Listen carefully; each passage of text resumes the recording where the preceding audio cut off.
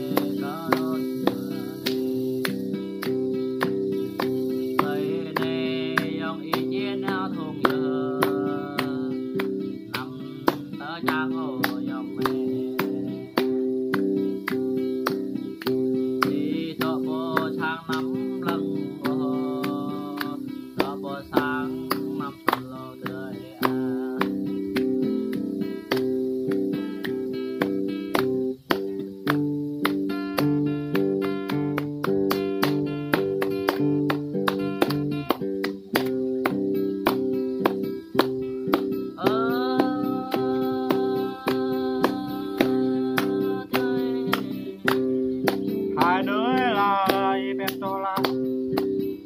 Họ bao giờ tòa ta chút chung nào để cao mà để tòa ta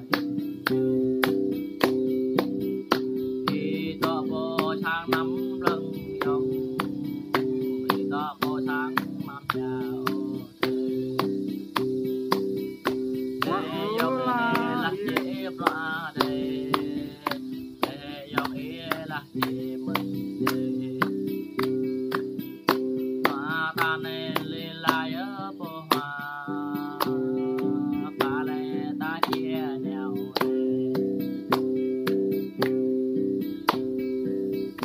ta không vô thùng nhớ mơ cơ dừng là đời nằm góc ở dòng trời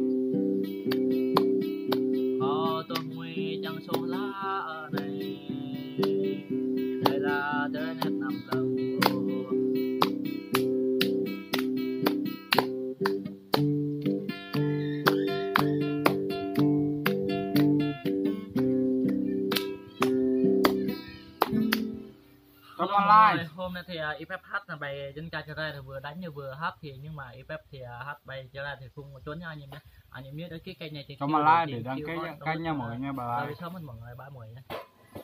Bài trên